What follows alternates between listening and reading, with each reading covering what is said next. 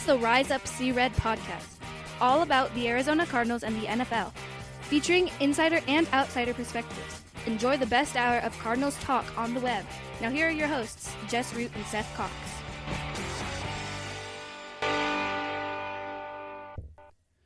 Hello, Arizona Cardinals fans, and welcome to the latest edition of the Rise Up See Red podcast. I'm your host, Jess Root from CardsWire.com, the NFL wire site from the USA Today family of sites.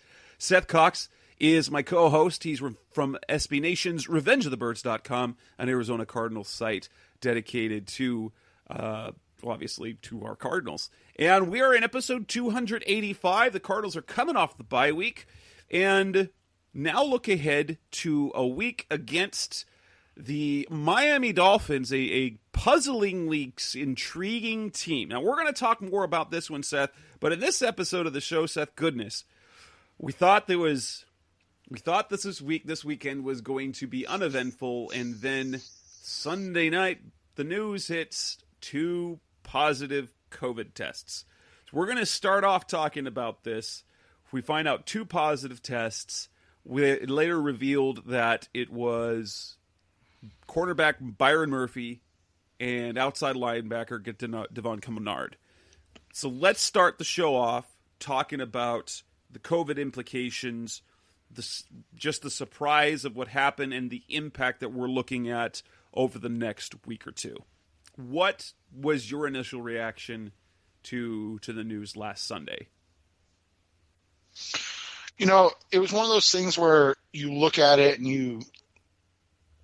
you see that it's ambiguous, and you go, okay, we'll kind of see what happens. You know, who is it that's really going to dictate? I mean, because in reality, it could have been, you know, a guy like, Josh Benjamin. Miles. Yeah, Benjamin, yeah. Josh Miles, right? Yeah. Guys that are playing, but, you know, that aren't really going to do much.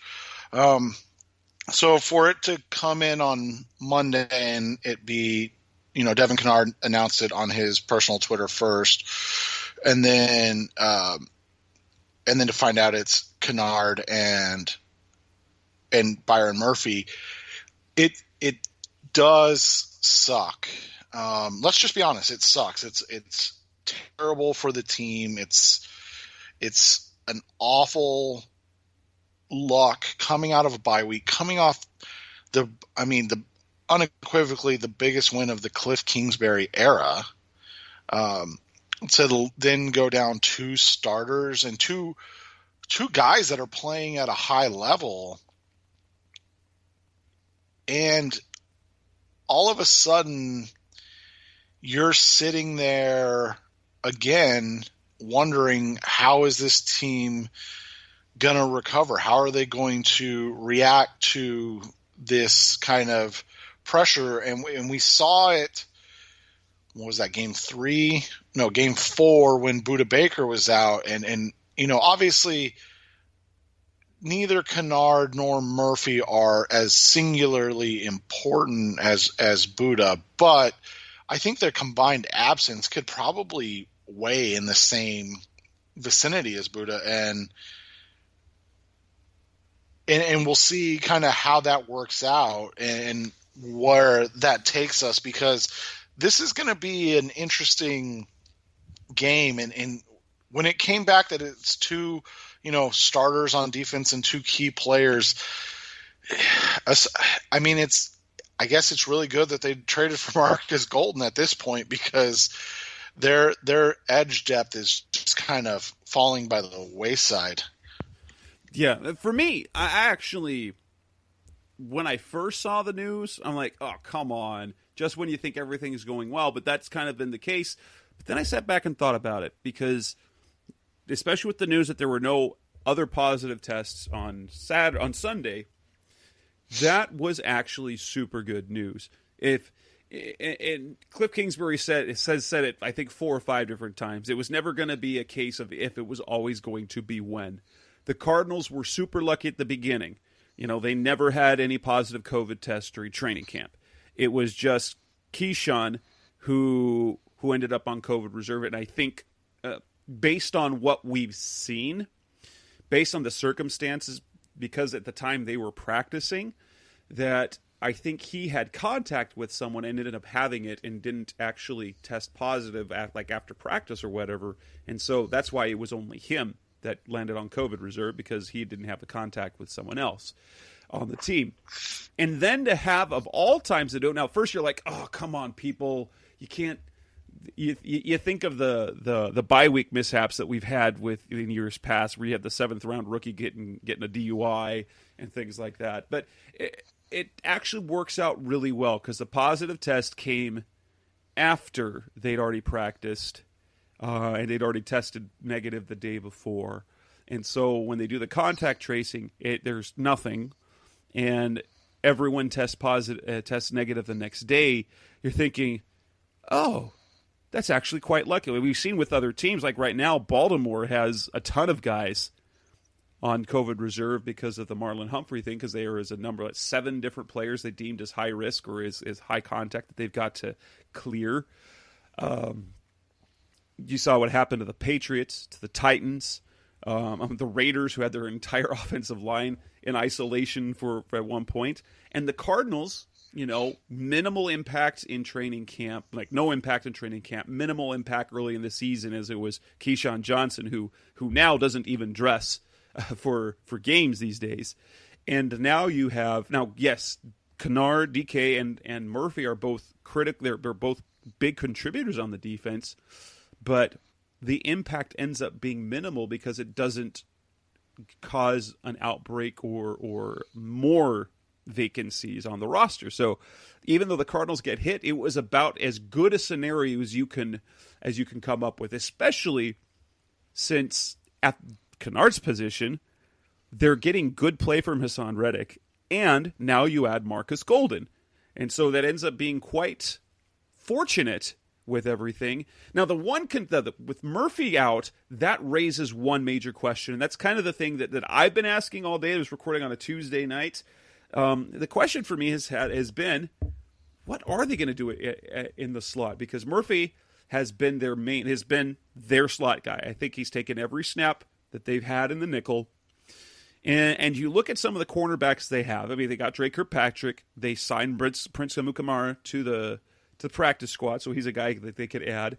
They added Devontae Bosby, a guy that the Broncos, a super athletic guy that the Broncos cut just as in a numbers game, and kind of the feeling around the Broncos these days is they messed up. It's just kind of the vibe that I've heard and read from Broncos people is that equates to what the Cardinals did with Marquis Christian, and we're really bummed out about that. They hoped he would end up back on the practice squad, and then he gets signed elsewhere. But none of those guys play the slot. Bosby's not really played the slot. Amukamara hasn't played in the slot. Kirkpatrick doesn't play in the slot, which leaves, and we saw this. And now this is Seth's guy. Kevin Peterson, I know, can and has practiced in the slot. And then the other option is your undrafted rookie, Jace Whitaker. So while we're looking at the cornerbacks, and then you look at, Buddha's played in the slot, and Jalen Thompson maybe could do it, but we've never seen anything about Vance Joseph that says, hey, let's put those guys in the slot, especially since Buddha played there in 2018, and what was the first thing Vance Joseph did? He moved him back to safety, which turned out to be, brilliant, because Buddha became one of the best safeties in the game. Yeah, and that's the thing is, we've talked about this. I feel like Vance does his best work when he's got his back against the wall. When he doesn't have these are my guys, they can take care of it type of reaction. And when he has to scheme things up, I feel like he does a really good job. And so I'm interested to see what he dials up, because you do have a Kevin Peterson, like you said, do they call up a Jace Whitaker? Prince Amukamara hasn't really been a slot guy. You talked about Bosby, not really a slot guy. Kirkpatrick and Patrick Peterson have struggled from the slot. Like, these are all reality. This is all reality. And so Vance is going to have to get creative. The one kind of thing that maybe maybe will make this not a massive deal this week is the fact that, the Dolphins offense is not great. It's not bad by any means. I don't want to, but their passing game, they've had 3 really, really big passing games, and then they've had 4 really bad to awful passing games. And their last passing game was awful against the against the Rams. And they just traded their key slot guy in Isaiah Ford. Now, he's not great by any means, but they traded Isaiah Ford. They put their, kind of receiving running back, their best running back, Myles Gaskins. I don't know if he's on IR or if he's just injured. And he's definitely not playing against the Cardinals. They're saying 3 weeks. It may. I don't want to say it's not a problem, because it's always an issue when you're missing your best guys, especially when you're talking about a position as important as the slot corner position in the NFL, especially in today's NFL. However, I don't think it's going to be as big of an issue as it could have been if it was maybe against the Bills and Cole Beasley. Definitely the Seahawks, and maybe even, like a team like the Rams with Cooper Kupp and Robert Woods and those guys. Well, and here's the thing, that's still a concern moving forward, because depending on what happens with Murphy, we don't know how long he's going to be out. If he's asymptomatic, there's the potential he'll be fine for next week. There's no guarantee, though, because if he has it and shows any symptoms, he has to be out for 10 days. He can't come back until at least 10 days after his first symptoms show, and it's been 72 hours since his last symptoms.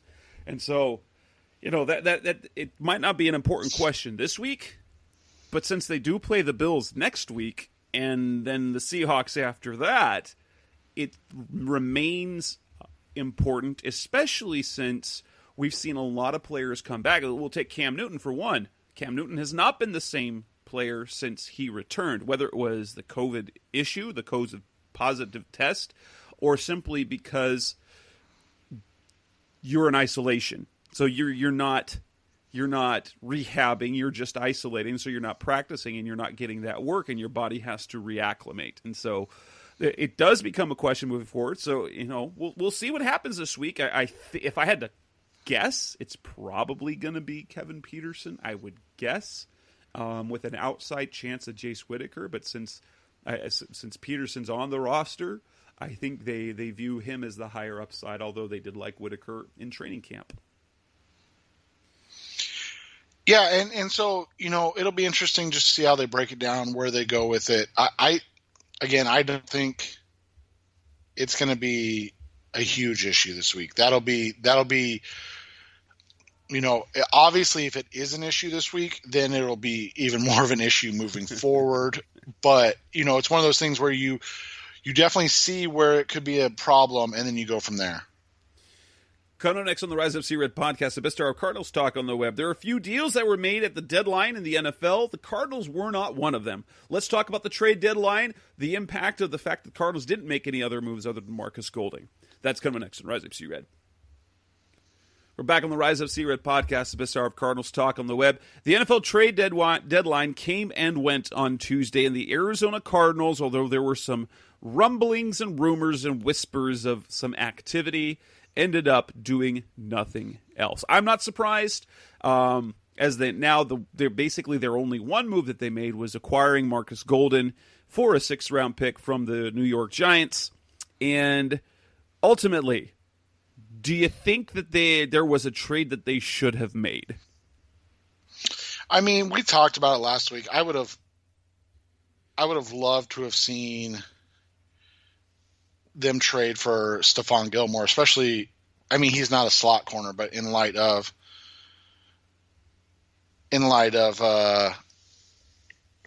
the COVID issue with Byron Murphy now, stocking up on corner or maybe grabbing Desmond King for a fifth.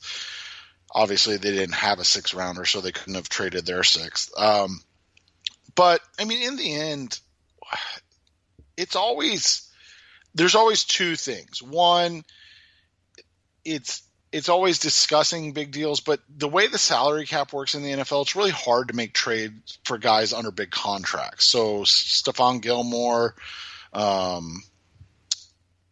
who's the guy? Kevin Zeitler, right? He's the guy with the Giants. Yeah. The guard. I'm trying to think of the other big, like there's one other big name that's like a $14 million a year type of player. Michael Thomas, the wide receiver out of New Orleans. Yeah, J.J. Watt. Yeah, like these guys that make that much money, it's just a different game. You can't just send a player back of equal value. Like it's not the NBA, and obviously it's not Major League Baseball where the salary cap is fake when it comes to trades and stuff. But when you look at what they need and the players available, I just didn't see the value. That's the second part. This is obviously a very odd year with COVID and everything else, and no or limited fans at the game. So they've set the salary cap floor at what, 174, 175? Yeah, 175. Next year, which is a drop of 17. No, what is it? I think 198 this year, so it'd be a drop of 23 million. 23 million. So it's all well and good to go and trade for Stephon Gilmore and trade a first round pick. And by the way, there is a 0% chance you can draft a player in 2021 that will be as good as a healthy Stephon Gilmore in 2021. Just a 0% chance. So I want that to be understood. However, there's no way that you can afford to pay Stephon Gilmore, re-sign Patrick Peterson, do all the other things that they need to do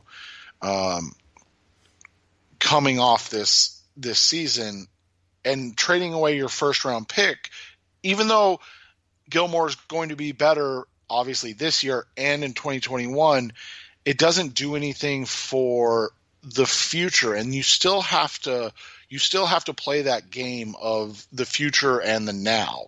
And because of the salary cap drop, it could end up being Gilmore, you're losing Patrick Peterson, you're losing a first round pick to potentially replace Patrick Peterson, and you're losing maybe a Robert Alford or somebody else. Pick a secondary player that's important. Maybe you're having to cut Justin Pugh now because of these things. Like that's the other thing. Because of this year, teams were really reluctant to give up cost controlled first and second round picks for highly paid players that are going to be on the salary cap in 2021. And so at the end of the day, it's great to want to put together a Madden team, but you still have to have a long-term outlook and plan. And, as good as Gilmore is, we talked about this last week. He's going to be 31. He only has 1 year left on the deal. Are you really going to give up? Let's just say unless you can guarantee that you're going to the Super Bowl, not even winning, but that Stephon Gilmore puts you in the Super Bowl, I just don't know how you can trade a first round pick for that. And obviously you can't get that in a guarantee. So now we look at some of the deals around the one that never happened, which would have been the one exception to that, Xavier Howard. It wasn't going to happen, but he'd have been the one guy who'd been like, yes, give me him every single time. He's young.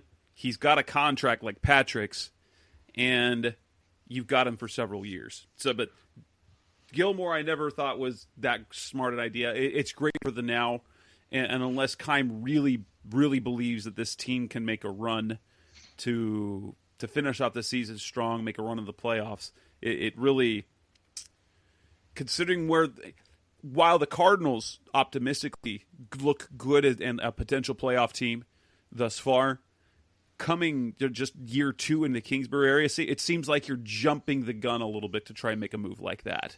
But around the rest of the league, are there any of the trades that kind of stood out to you? I think the one thing for me, like the one trade is that, I mean, obviously you look at Seattle picking up Carlos Dunlap for, a bag of chips, and that obviously will have an effect on the Cardinals moving forward because they still play Seattle. But do you think Dunlap is the impact player that the Seahawks need? I mean, he's a good ball player. It's just one of those, what does he have left in the tank? How much juice does he have left? He's been around forever. Is he going to be kind of a DJ Humphries type? Or not Calais Campbell type of, veteran presence that gets that group together. They don't have a ton of dogs up there in the front four that I think it's going to make that much of a difference. Obviously, he's a good player. And let's face it, they're still the number 1 seed in the NFC. So, they definitely improve, but I don't know if this takes them from middling to bad defense to, good. I mean, it definitely doesn't take them to great. It might make them average, which with that offense may be all you need. Right, and it'll be interesting to see the impact there. Were there any other deals around the league that sort of stood out to you? Obviously, the one that came as kind of a shock was the trade that the Dolphins made for DeAndre Washington, and that was followed up by the news that Miles Gaskins was injured, which means, the Cardinals will be facing the Dolphins without their top back. Yeah, and that's the thing is, not only are they without their top back, they really don't have a plan outside of him. You joked with me off the air, like they could really use a Kenyon Drake right about now, right? Like that's the thing. When you look at their running backs, I mean, you just go to their running backs. Let's see here. Matt Breida, I mean, he's not bad, but he's played 103 snaps all season. Patrick Laird's played 24. Jordan Howard's played 29. And Malcolm Perry's played 7. So everybody combined has played about half of what Myles Gaskin has played. And he's had a nice little season. I mean, he's not, I don't want to oversell how good Myles Gaskins is, but he's had a nice season. I think we can both, kind of agree that's where you would put his play this year. He's averaging only 3.9 yards per carry. He's got what does he have receiving? He's got 30 catches for about 200 yards. So he's right around, 600 yards of total offense on the season. He's got 2 touchdowns, but he gives them some wiggle back there. I mean, you and I were talking about off the air. The weirdest thing that's happened is that they replaced Ryan Fitzpatrick when their offense seemed to be kind of hitting its stride. And obviously they had a bye week, so I think I'm pretty sure that was part of the thing, the reasoning. But they put up 31 against Jacksonville in a win, their first win. They played Seattle and they put up 23, which, I mean, obviously hindsight, that's not a huge number. Then they went to San Francisco and put up 43 points. And then they played the Jets and put up 24. And all of a sudden, their offense is kind of humming along, and then they bench Fitzpatrick. And so now you lose, your starting quarterback, you lose your starting running back. It'll be interesting to see where that offense is this week. But let's be honest, they didn't need it against the Los Angeles Rams. Nope, they didn't. We'll talk more about the Dolphins a little bit later, but coming up next on the Rise of Sea Red podcast, the best hour of Cardinals talk on the web. Let's talk about so the Cardinals didn't have a game, so we're at midseason. Let's celebrate some of the things that they were doing offensively and defensively. Celebrations coming next. That's on Rise Up Sea Red. We're back on the Rise Up Sea Red podcast, the best hour of Cardinals talk on the web. Celebrations, mid-season celebrations for the Cardinals. I think if there's one thing we have to celebrate right now, it is the fact that here we are, 23 games into the Cliff Kingsbury and Kyler Murray era, and guess where the Cardinals are ranked? They are the number one ranked offense in the NFL right now. And total offense is always based on yards. They are the number one offense in the NFL, averaging 419 yards per game. They have the league's number 2 rushing offense at 160 yards a game, almost 161. And they're middling in the passing game. Well, and then on top of that, so it's not just yards and nothing else. They are now 9th in 8th. 1, 2, 3, 4, 5, 6, 7, 8th in the league in points scored. Which, if we look at that, I think if there's anything that we look at is that, at least for the goal of Cliff Kingsbury, kind of what they wanted to do is they needed to turn the offensive around and develop a quarterback. You can say that Cliff Kingsbury, in terms of that part of the goals that they had for him, has been nothing short of an absolute success. Yeah, it really has. And we talked about it, that they were kind of slow and stumbling out of the gate. But when you watch this offense continue to produce numbers and yards and how balanced they are on both sides of the ball. I mean, you talked about it, yards wise, they're number one. And the two stats that kind of define success for me are first downs, and they're number 2 in the NFL in that. They have the second most first downs in the NFL. And then turnovers. And they have 9 turnovers, which puts them 18th. So, I mean, obviously not the right, about middle of the pack, slightly, less than average at 18th. And that's a big deal in my eyes, because what wins games is churning out first downs, like being able to keep your offense on the field consistently. And the other way you do that is by not turning the ball over. And so when you see the Cardinals, putting up the yards, they're not empty yards. They're not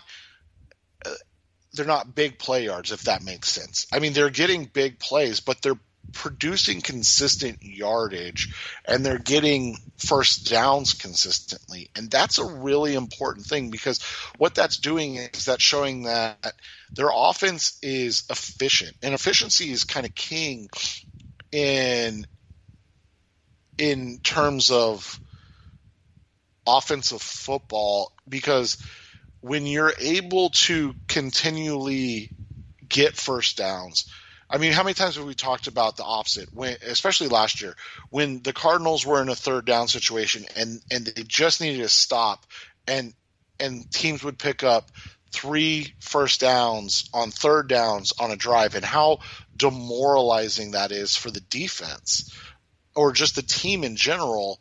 And now the Cardinals are that offense, and that's kind of similar. Their offense, I talked about it a little bit last week, and I probably misspoke when their offense is kind of similar to how the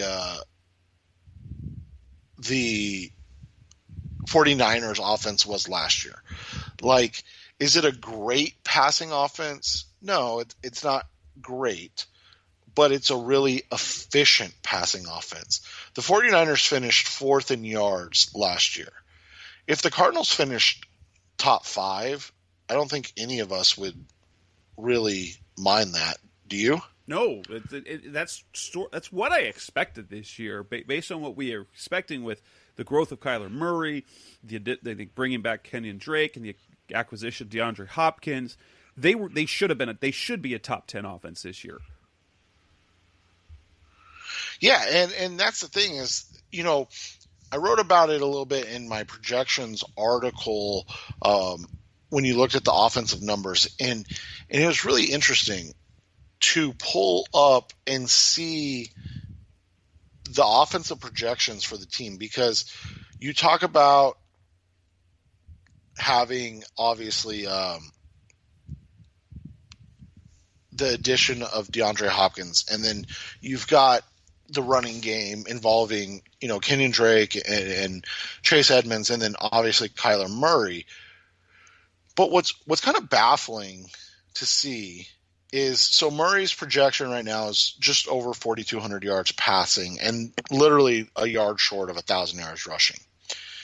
Drake's numbers are projecting out to just under 1,200 yards. Now, that's if he plays all 16 games and is healthy on this week, so who knows. But, we can project that. So even assuming he's missing this week, he's right around 1,100 yards. Right. Then. He's got, if he only misses this one game, he's still on track for about at least 1,000 yards, which that's something. Well, and when you combine it with the fact that you're talking about 1,000 yards for Drake, we'll just round up and say Kyler gets 1,000. I mean, if he's at 999, I'm assuming they're going to try to make him the first 4,000, 1,000 yard player in the NFL. And then you have Chase Edmonds, who's on pace for 400 yards rushing and 500 yards receiving. And so just looking at the rushing numbers, you're talking about from 3 players on pace for 2,500 yards rushing. That's incredible. And then you go to the passing offense, and you have, obviously, like I said, just over 4,200 yards for Kyler. DeAndre Hopkins has 700 yards right now. He's on pace for over 1,600 yards this year. He is, by the way, even after the bye, so he's played a game less than some other teams. He still leads the NFL in catches and receiving yards.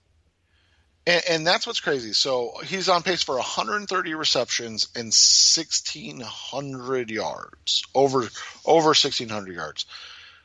The next closest wide receiver, and again, this is projection, in terms of yards, is almost 1,000 yards away. Christian Kirk is on pace for 633 receiving yards. So he's literally 984 receiving yards away from the projection of DeAndre Hopkins. That, to me, is kind of absurd, one.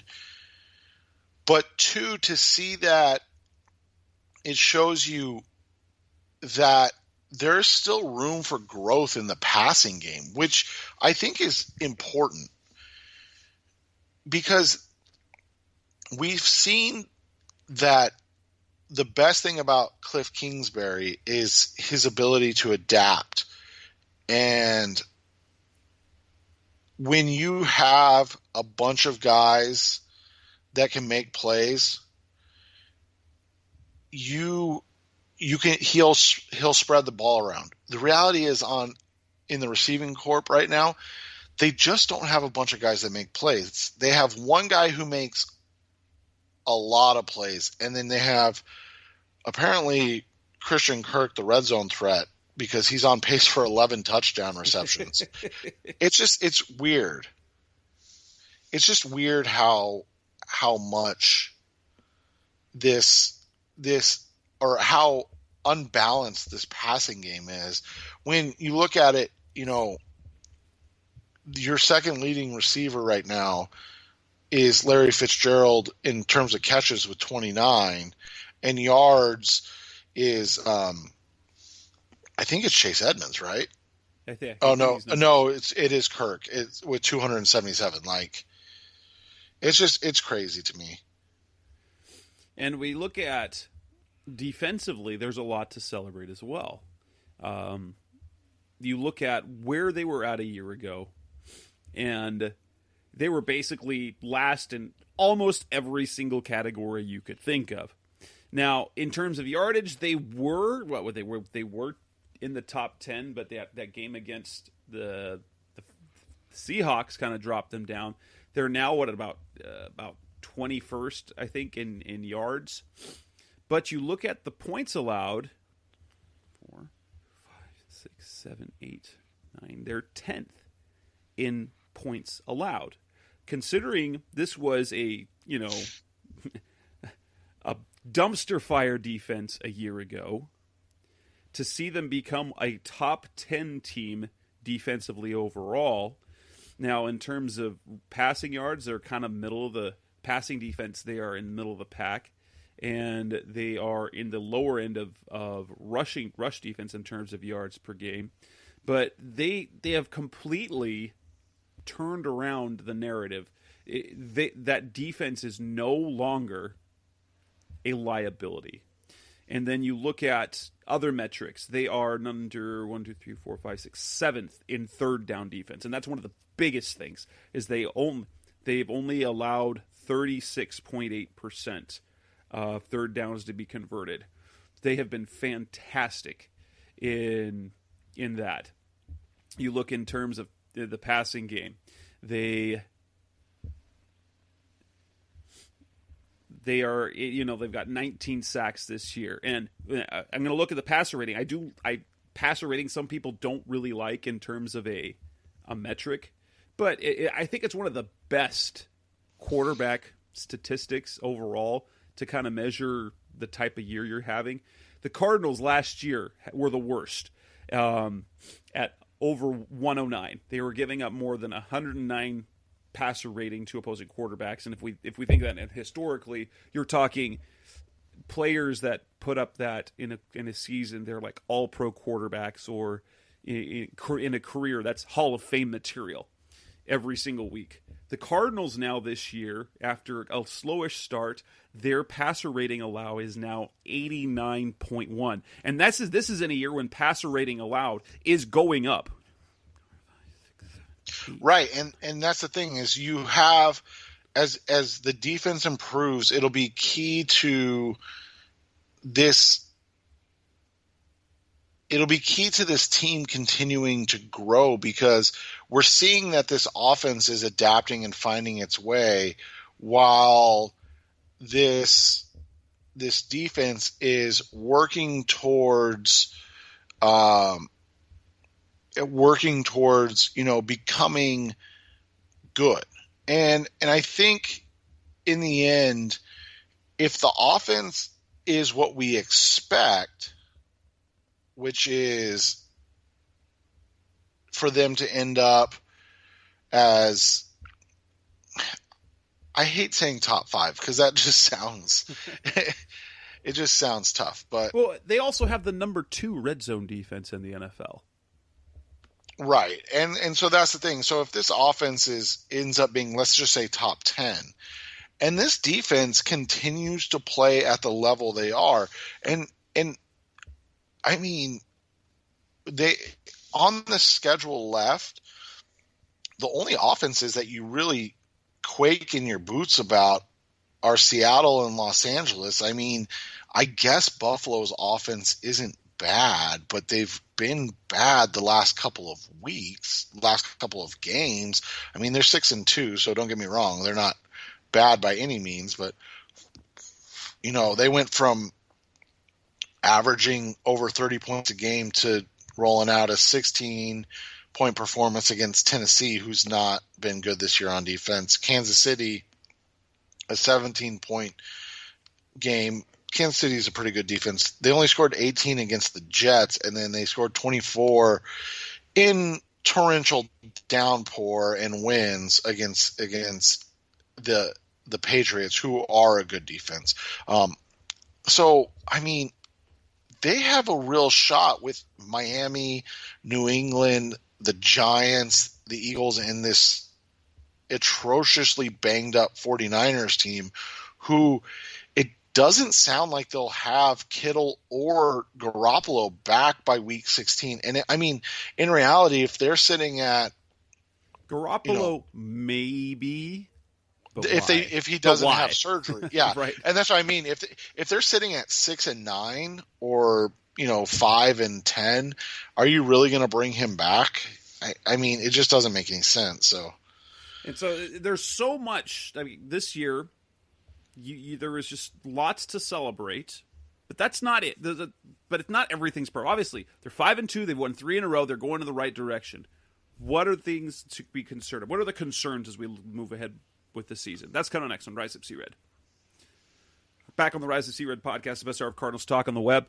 Let's talk about the things where we're concerned about moving forward. I think the one thing for me offensively that continues to be the major concern, and they're doing so well offensively otherwise, is the penalties. They as good as they've been offensively statistically, it hasn't felt like they've really put a full game together. And it feels like they still are disjointed at some point in the game, whether it's the beginning or they just have a couple of drives here or there. And I know it's stupid to expect them to never punt or to never have a 3-and-out, but they still are very susceptible to first down penalties. And that's kind of Cliff will live with. But the problem is that it's the first down penalties that they get in 1st and 20. They've been really. Oh, we completely forgot to mention the thing to celebrate is the pass protection. They've given up the fewest quarterback hits in the NFL and the second fewest sacks all year. That's a tribute to Kyler Murray. In his decision making, and obviously the offensive line. But still, concerns. They still make stupid mistakes at really bad times, whether it's a holding penalty or delay of game. It's just they seem to have penalties at the worst times that just will completely derail their drives. Yeah, and it's still a team that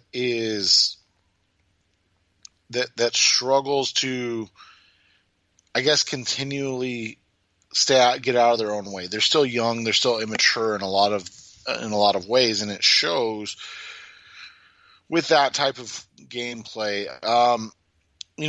I think another concern has been the pass defense in terms of receivers.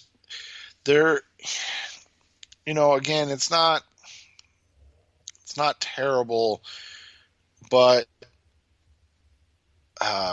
Robbie Anderson had a big game against them. Obviously, we know about Tyler Lockett. Oh my gosh, Tyler Lockett. That was a GOAT game. And so you just kind of, you know that they've got, like I said, the Miami game, and not that it's an easy win, but it's a less of a concern in terms of them passing the ball. Buffalo's going to come in. They have John Brown and Cole Beasley, who are playing really well. Obviously, they have to go to Seattle. That's going to be an issue. And they still have 2 games against the Rams and Cooper Kupp and Robert Woods, who are the same type of wide receivers, as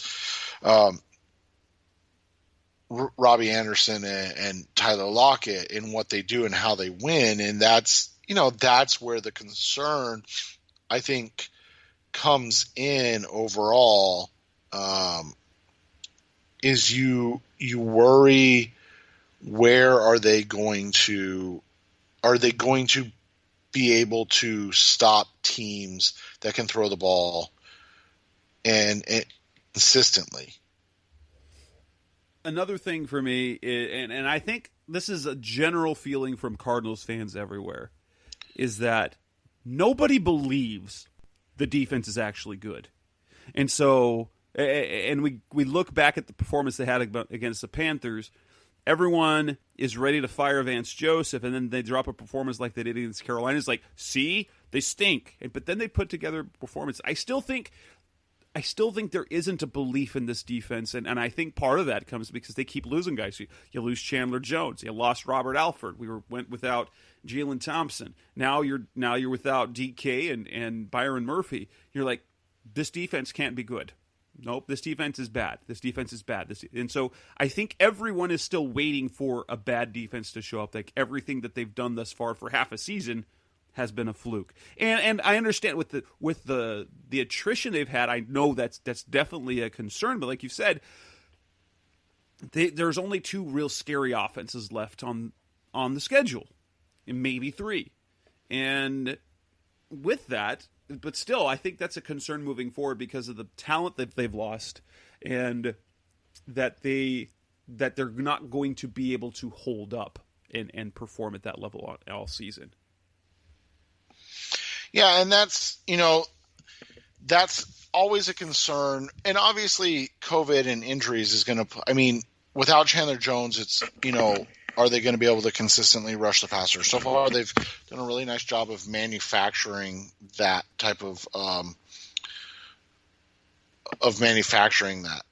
The next question obviously becomes: are they going to be able to continue to stop the running game? There are questions all abound on this team, but I think the biggest question is, can they continue to force turnovers? That's something that they've started to do more recently, and I think it's going to be a big kind of play down the stretch. Think about it. They forced 7 turnovers the last 2 games.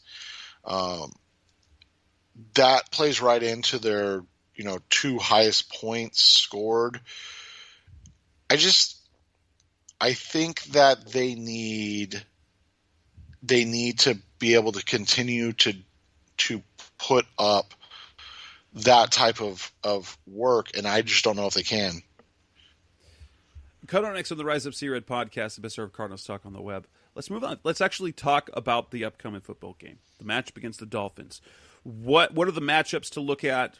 How good is that defense really? And what do we predict will happen? That's Cut on next on Rise Up Sea Red. We're back on the Rise Up Sea Red podcast, the best of Cardinals talk on the web. The first thing that you notice about the Dolphins is this: they have the number 1 scoring defense in the NFL. I'm not sure if that's a mirage or not. Obviously, it's half a season, and so they're doing something right. Bend, don't break. I have a hard time believing in how good that defense actually is when they are, in terms of yards, only 2 yards better than the Cardinals. And the Cardinals are down in past the 20. So they're in the bottom 10, 11 in the league in terms of yards allowed. Now, we know that the Cardinals' stats are skewed some by the fact that they gave up a lot to the Seahawks, and that is also true with the Dolphins, who let the Rams roll up 471 yards against them. But that said, a defense that gives up nearly 500 yards isn't a good defense unless it's just a really bad day.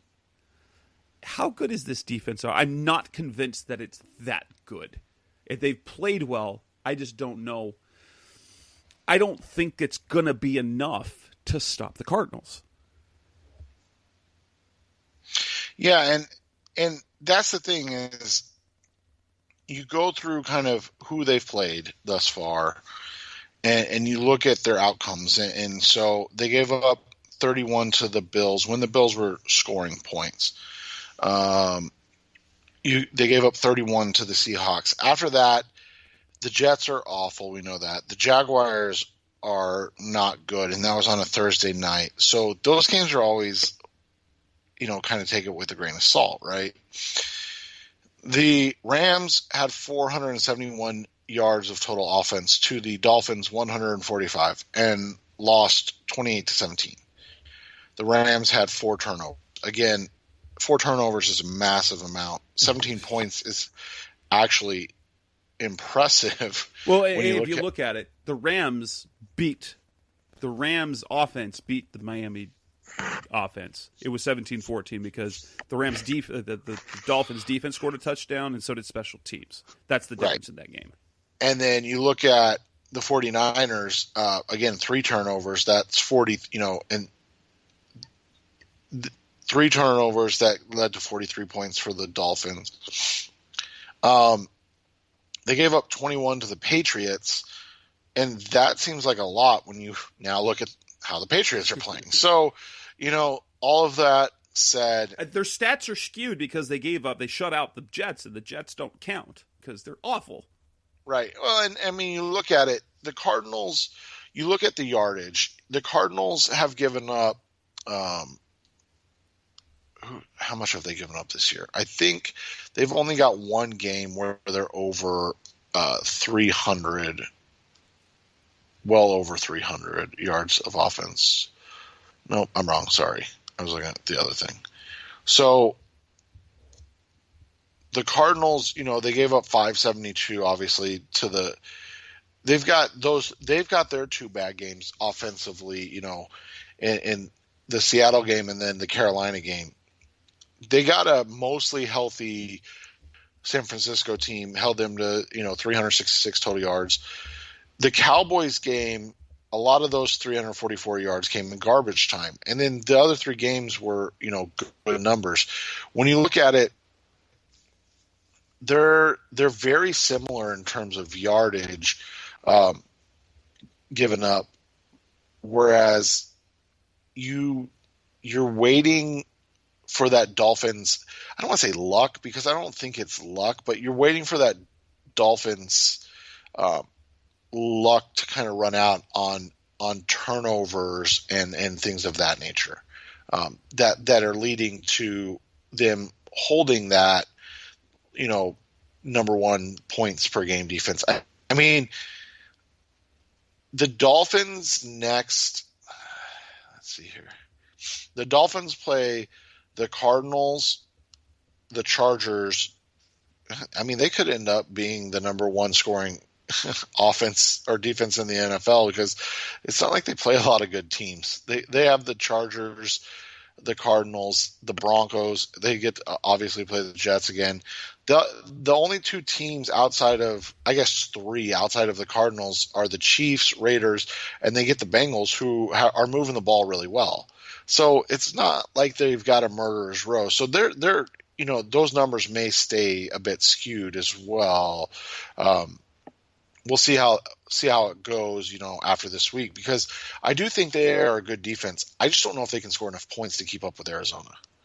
Yeah, I mean, unless the Cardinals basically, I look at the Cardinals offense and I say, don't turn the ball over, which they've been good about since the Lions game.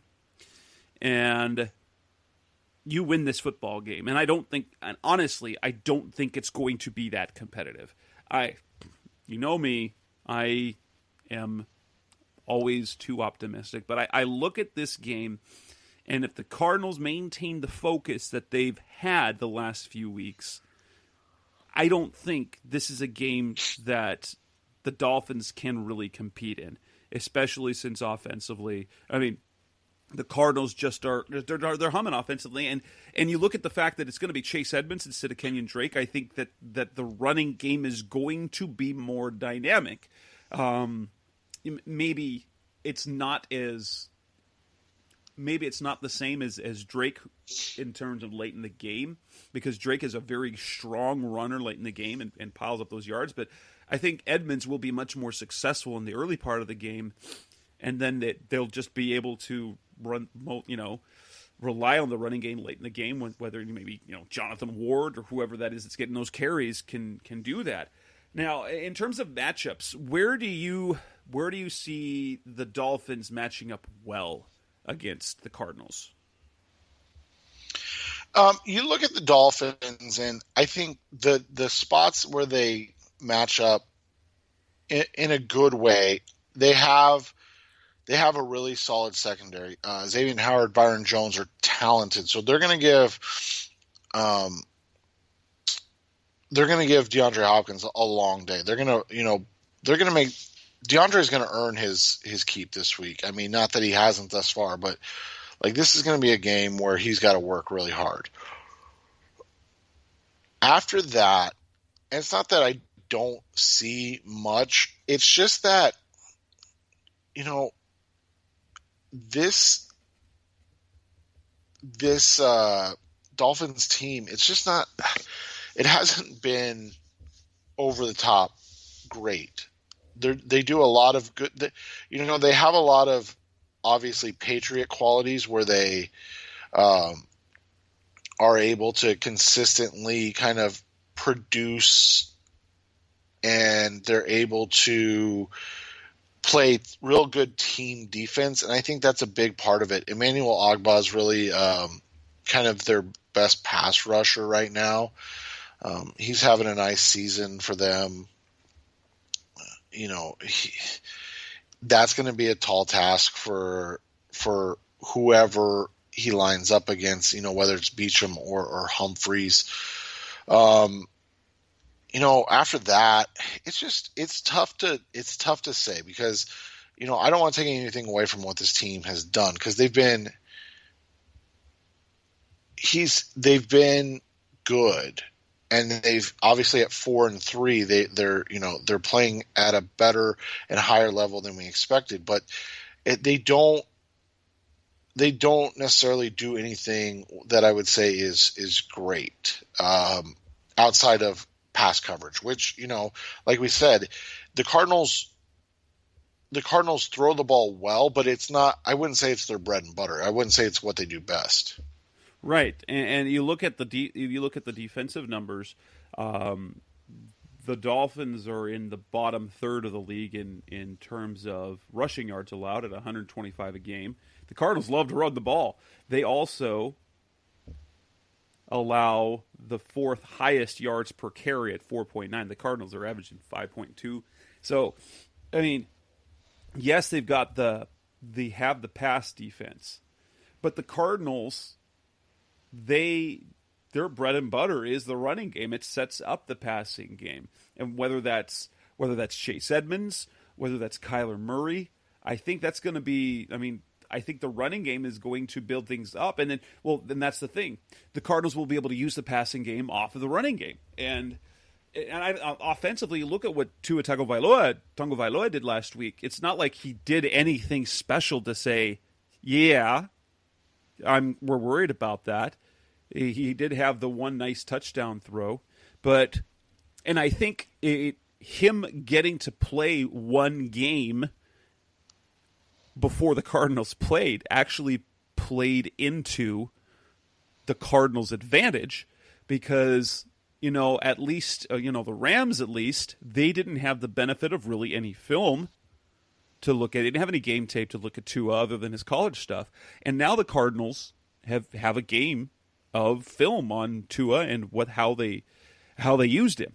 And I'm sure with if they were able to if they can get to third down, if they don't struggle in first and second down the way they did against Seattle, if they were able to confuse Russell Wilson, guess what? They will definitely be able to confuse Tua. And so I think this game is, and I hate to predict a big win for the Cardinals, but I see this game being the sort of 34-17 game. In fact, that was what I wrote for my Sports Weekly capsule. I picked the Cardinals to win 34-17. That is really it's not going to be that competitive. If you kind of watch the Washington game, the Cardinals just were like, yeah, we're here, we got this, and it just is they cruise to a victory.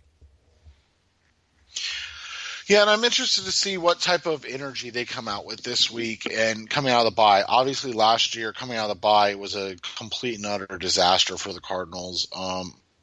It took them, 2 games to get back into it. I mean, so they lost. Obviously, they were 3-7-1 coming into the bye, losing. I mean, I know that score looks worse than it was, 36-26 to the 49ers, but it was closer than that. We can all agree. And that was really 3 heartbreaking games in a row. They lost by 3 to the 49ers on Halloween. Then they lose by 3 to the Tampa Bay Bucks in, a game where they really should have won, but the defense was what the defense was at the time. And then, a close one to the 49ers again in San Francisco. Then they come out of the bye and they just get trounced at home 34-7, like they didn't even want to be there. And then Kyler has probably his worst game of the season in a loss to Pittsburgh, 23-17. The score was definitely closer than the way they played. So when you look at that, it's going to be telling for this team coming out of a bye week for the second time under Cliff Kingsbury. Did they improve? Obviously they're better than last year. They've already tied their win total from last year. I don't see them losing out the rest of the way. But do they come out better than last year? Do they come out more prepared? Do they come out like a team that, 3-7-1, I don't want to make an excuse, but in reality, you've basically, locked up a losing season already. You feel like you don't have a lot to play for, and they came out and played that way, it felt like. And so hopefully in this game they come out and play like a team that, is really controls their own destiny in the playoff race in the NFC. I've written about it. The fact that they have 3 games left with the AFC East and 2 games left with the NFC East. And I'm not trying to sound like this Cardinals team is a juggernaut in any way, but they get a Bills team that looks like they're trying to get to the bye week. Obviously, we've talked about Miami, and then they get the Giants and the Eagles. And I skipped the Patriots. I'm sorry. They get a tough Patriots defense, in New England. There's no reason they don't go 4-1 in those 5 games. And guess what? That puts them at 9 wins. That's a winning season. And that's kind of the mentality that they have to come out with. Obviously, it's 1 game at a time, 1 week at a time, blah, blah, blah. But when you look at it, it really does start this week against Miami, who is some way, somehow piecemealing wins together week by week. And it just feels like the Cardinals should come out and like you said, punch them in the mouth and kind of make a statement of who they are and that they are for real heading forward. And they are going to be a team kind of to be reckoned with. And with that, we will wrap up this edition of the show. We will be back next week, hopefully after a big Cardinals win. So, Seth, ultimately, what is your prediction for the game? I've got the Cardinals winning 34-17. How do you see it playing out ultimately? I would say something similar. I think they're going to win 31-21 in this game. Yeah, awesome. So that's it for this show. We'll be back next week. Go Cardinals, and hey, keep listening to the show. We appreciate it as always. Thanks for listening. That's Seth Cox. I'm Jess Root, and we'll be back again next week. Thanks for listening to the latest edition of the Rise Up, See Red podcast. Listen to previous episodes and subscribe to the show on Apple Podcasts, Stitcher Radio, Audioboom, or many other podcast platforms so shows are delivered directly to your mobile device. Please give the show a 5-star rating and always support the sponsors who support the show. We'll be back soon for the best hour of Cardinals talk on the web. Rise up, Red Sea, be Red, See Red, and of course, Rise up, See Red.